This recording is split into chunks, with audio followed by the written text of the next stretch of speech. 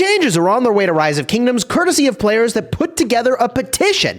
800 players across 300 different kingdoms. And although I am very vocal, I give my feedback directly to community managers. The overwhelming majority of players obviously do not have this option. So although you'll never catch me, or you typically won't catch me ranting, I'll just constructively provide feedback directly to the developers. I think this has proven to be a really constructive way of giving feedback. We thank each and every governor for sharing their time, glory, and happiness with us in Rise of Kingdoms. We also thank you for your many suggestions, which gives us a priceless window to understand your gaming experience. In response, we'd like to share our thoughts and plan for the future with issues raised in this petition. We hope that this response will help address some of your questions and concerns. We believe that sincere and open communication can help make Rock a better experience for all. And by the way, if you think there's anything that's probably novel in here that I haven't already shared with the developers, I don't know that that's necessarily true. We'll find out. We'll read it together. But I think that it is great that players have come together to do this. So issue number 1, the autarch testimony feature discourages cooperation between different camps and often leads to betrayals and other negative behavior. Let me tell you, this game has like a true fraction of the betrayal that I've seen in other games. If you think this is a lot of betrayal, hey, you ain't seen nothing. But anyways, some players in the community have also expressed concern that under the current system, no matter how much effort they put in, they will get nothing out of it if their kingdom is defeated. I would know all about this. All we do is lose KvKs on my main account. And so like, yeah, in recent history, this is a huge problem. And now the power level of my account is a fraction of what it ought to be compared to if we had been winning. So I've got like big problems with getting autarch testimony. Response number 1, we introduced the autarch testimony feature because we observed the formation of excessively powerful allies, such as the all-powerful camps joining together to lock down rewards. In some Lost Kingdom instances, once this feature was introduced, the lowered number of assignable slots had a negative impact on normal ally behavior. We agree that governors should be rewarded for giving it their all in KvK, but as a core reward, obtaining the autarch testimony must be affected by the results of KvK occupation. So like winners win still. Taking both our original design intention and the current in-game situation in mind, we're going to make the following changes. Adjust the autarch slots such that the second group that gets autarch testimonies now gets 30 more, and the winning group now gets 30 less in most stories. There are a few exceptions here. Add a leaderboard for Lost Kingdom players in KvK with 3 sections, kills, deaths, and healing. During KvK settlement, players who have not obtained a testimony and rank top 10 in any section will receive a testimony. This is how it should be. Like, the players that do the most should not get wrecked. They do today. They do. If you lose, you get wrecked. The game is too much about winning. And you may think, oh, what are you talking about? Well, just show me a kingdom that constantly loses and still exists. Show me one. I'd love to know which one is still in its peak of glory and is on a losing spree. You show me that kingdom. You need to be winning in this game if you want your kingdom to exist, and a huge part of the reason for that is the reward system. And so this is starting to address it, but this is the biggie. Players who have not obtained an autarch testimony can obtain 1 testimony fragment by killing the required amount of T4, T5 from other camps. Every 3 fragments can be exchanged for a special inscription. That's huge. I would have like 2 more special inscriptions. That would be massive.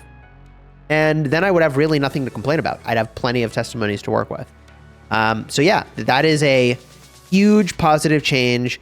I would love to see this be retroactively applied, but that's not going to happen. But this is great. This is a phenomenal change, phenomenal outcome. Good. Issue number 2, the overall experience for new kingdoms should be improved with the development gap narrowed and losses when entering the seasonal conquest reduced. So let me give some context here. My restart just got into KvK. Well, we just finished the KvK, and the one war camp in the bottom left was a very, very, very, very young but huge kingdom. One of the biggest kingdoms I've seen in game in as long as I can remember. And the thing about that is that they just couldn't get matched with kingdoms of their age because they're too big, and you just can't compete. You just can't compete. They get rolled. So the KvK was a dud for us because they shouldn't have been there, and they shouldn't have been there because of this mismatch of, hey, we just got to Season of Conquest and we can't hang with SOC vets. So in response, the devs say the experience of new kingdoms has always been one of our key concerns in an area that we continue to optimize and improve. You know it has to be, right? Like, if they don't do this, then there's no new players to the game. The game dies 100% for sure. So it's very important that the developers prio the new players they say they're doing, which is good. As the game grows older and with the current immigration and matchmaking systems, we acknowledge that there's a huge gap between the new and vets from SOC. Yeah.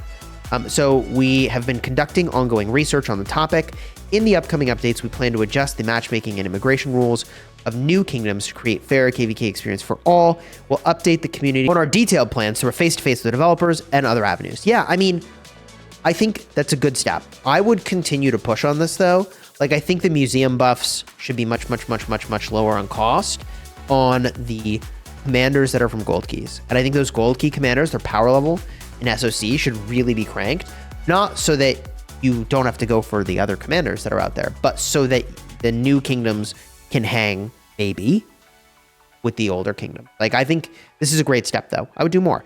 Issue 3, the game should add a vacation or holiday mode. So, okay, when I see this, by the way, I used to be a product manager, work in technology, and this is a solution. So this is a solution. I wonder what the problem is. The game should add a vacation or holiday mode. Maybe they're trying to register for KvK, but they don't want the account to count toward the registration.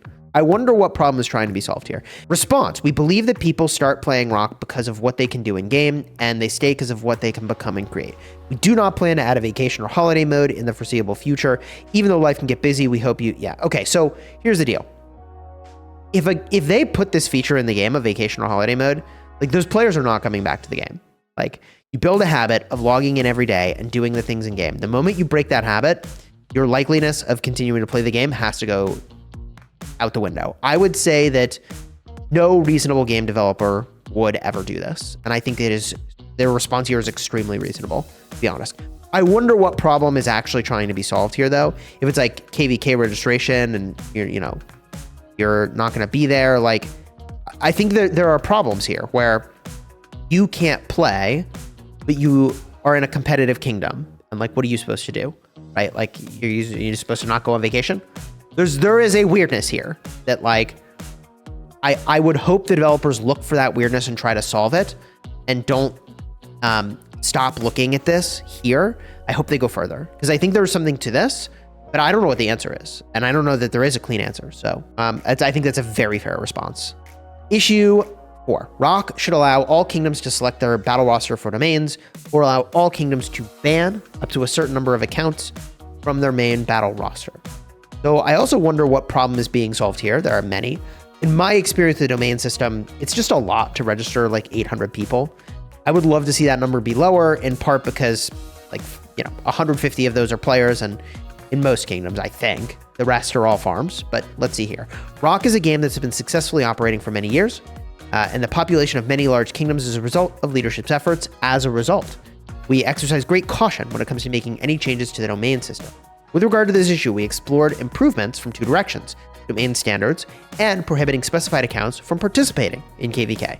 When it comes to domain standards, live testing shows that the current standards for domain battle lineups are too high. In addition, the community's observation is that most kingdoms do not meet the domain standards.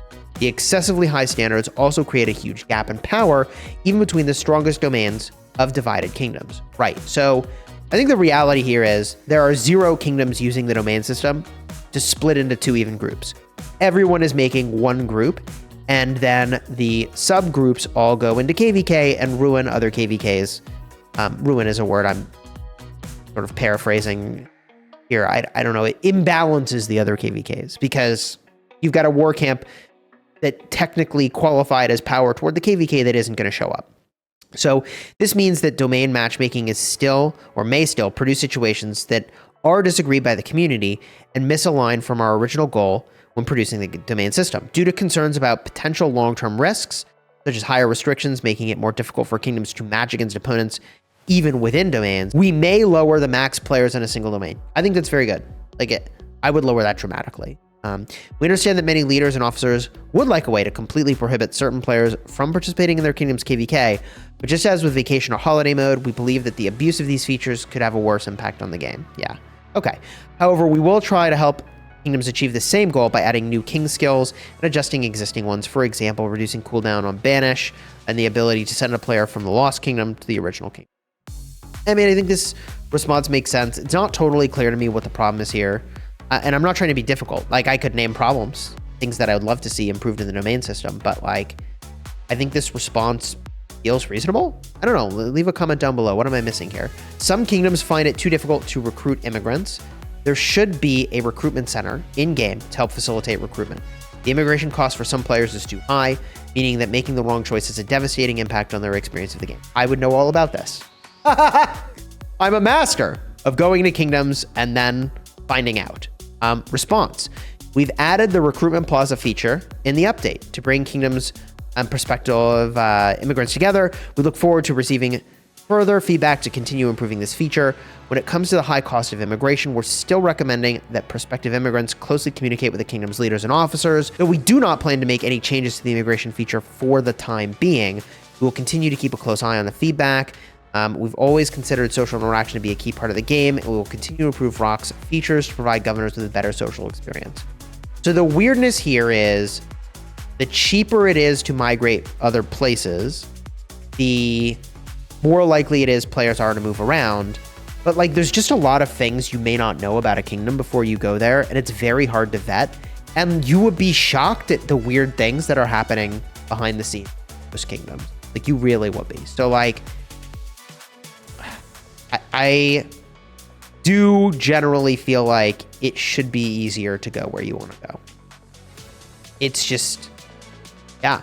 And if you aren't able to play with the people you want to play with, like, bro, it's rough. So let's go to the next one. The immigration restrictions for Imperium kingdoms should be relaxed. The current special immigration feature is very inflexible and too difficult to drop Imperium. It is very difficult to drop Imperium if you're at the top.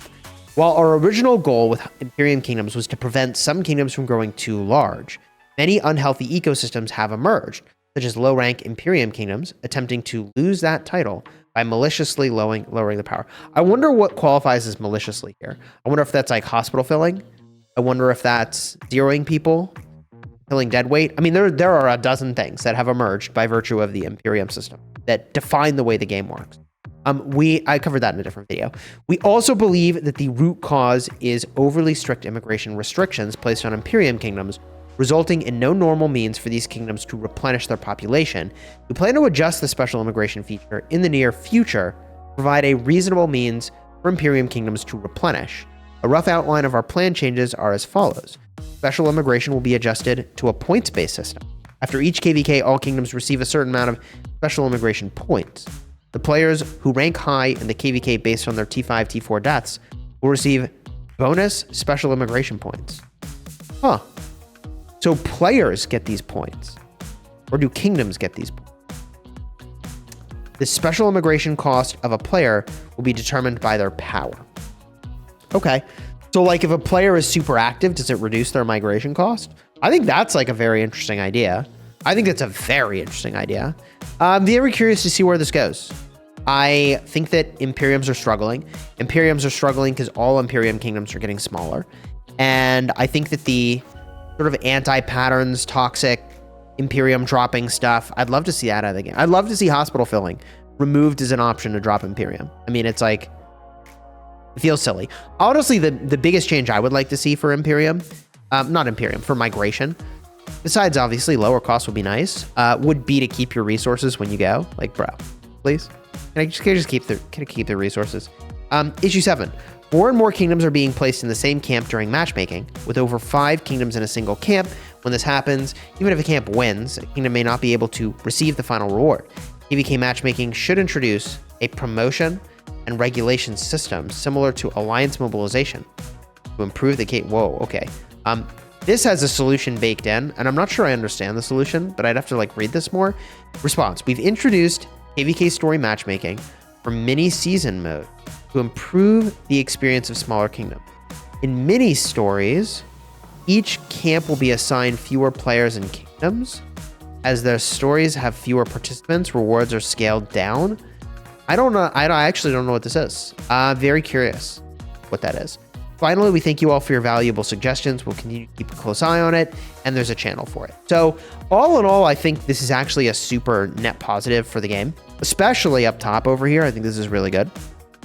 Making it so that even when you lose KvKs, you get testimonies. I feel like that's the biggest outcome of this. And there's even more here. So there's a dev feedback Community suggestions for June. Make flags that aren't connected lose durability over time and eventually collapse. Dev response, not considering it. Manually destroying territory is a fundamental part of the game, so you have to ignite and destroy flags. Yep. When new skills are introduced in Soroli, which is fine for maintaining the challenge, please create a pop-up or something similar so people notice them. I mean, yeah, gosh. Remember when you actually had to, like, play the game? I'm saying this jokingly, not of Rise of Kingdoms, like, of games in general. Like, you had to actually understand what a boss did and then recognize the visual cues and then, like, do the thing on your own. I think it is very reasonable for a mobile game that the developers move more and more in the direction of, like, announcing the effects, showing, you know, on the ground the template of what the effect is going to be before it lands, etc. I think all of that is fine. But, like, you know, remember when gaming meant you had to just know what to do? Please add a reject button for friends. Okay, I don't have any thoughts on that. Add a countdown for the burning and repair time of structures. I would like a countdown timer. That'd be nice. They're considering adding it. Today, you need to know the burn rate of the structure and then do a little bit of math. People do the math. Remove the target allied march feature so we do not receive notifications during fights when accidentally pressing on allied marches. We understand that accidentally clicking on allied march during a fight can be frustrating as it triggers a warning. Therefore, we're considering implementing a feature that allows you to disable clicks on allies. Yes, I want this. Please be patient. Good. This is very good. Good. Lessen the gap between older and newer players. Need to speed up progression for newer accounts. I 3000% agree. We're currently working on designing the solutions for this issue. We understand the concerns and have elevated the priority to a very high level. Good. Good. Here's the thing. The developers tried to do this with equipment, but the problem is that the baby was getting thrown out with the bathwater. So they were making it so that, like, all the old equipment would be trash and you'd need new stuff. And that's an over exaggeration, but, like, this is how players think of it, right? Like, if I'm wasting materials or throwing away materials, or I spend all this stuff on patterns, like, collection is sacred in this game. So what the developers need to do is accelerate new players' ability to collect relevance while not undermining the collection of players that have been around forever. That's the challenge, right? If I were to frame it up, that's it. You need to honor the efforts of the players that have been here while also honoring the new players' ability to progress to a point of relevance rather than getting raffle stomped by the vets. Add a function to allow R4, R5 to pin messages in the Alliance Coalition chat and our mails. By the way, we have this in Call of Dragons. The feature is amazing. It is absolutely phenomenal to have pinned Alliance messages. So good. And that happens in the mail. Dev response, thank you for the suggestion. Pinned information can indeed improve communication. Therefore, we're considering, yeah, I think it is a fat W if they do this. All in all, this feedback's amazing. Let me know your thoughts down below in the comments. Like I said, I don't make ranty videos typically because I find it's relatively unproductive compared to, like, actually giving constructive feedback or giving that feedback directly to community managers, which I feel very fortunate to do.